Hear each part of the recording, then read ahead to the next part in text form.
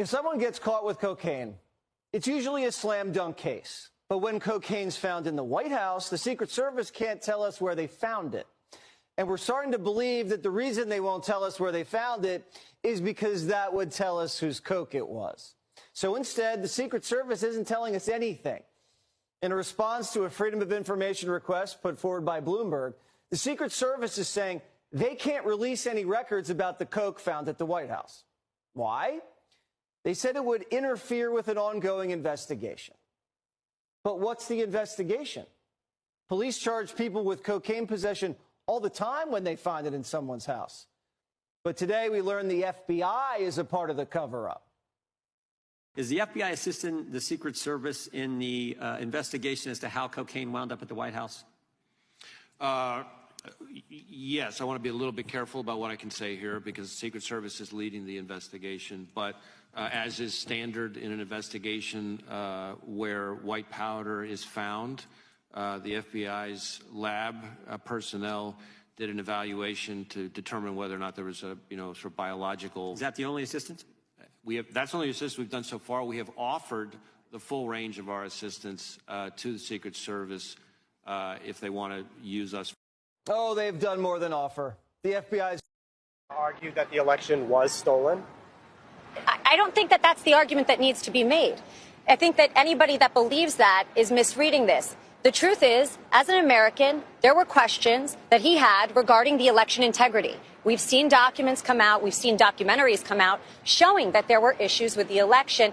And frankly, by bringing this, I don't think Jack Smith really thought it through.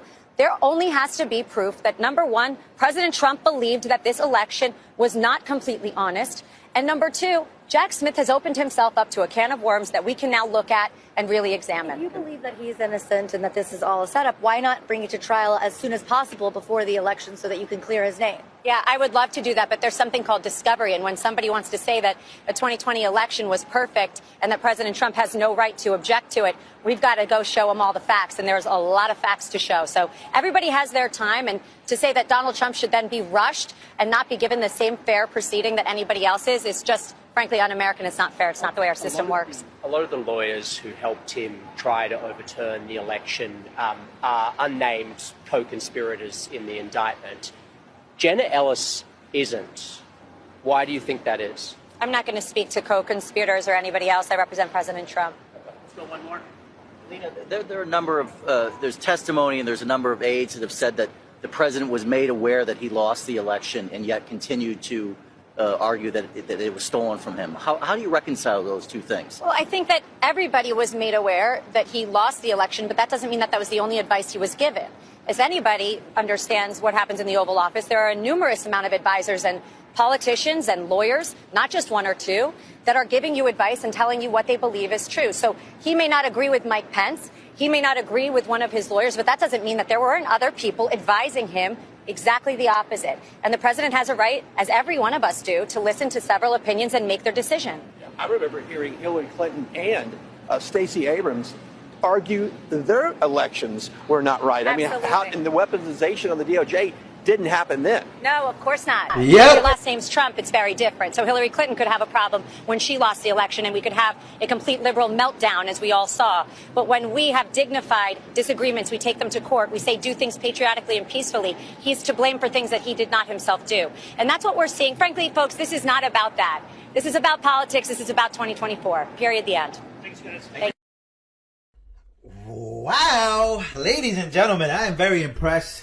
Shout out to Alina. She's a very, very good lawyer. I love the way she talks. She's very articulate. She's very demanding. She's very forward.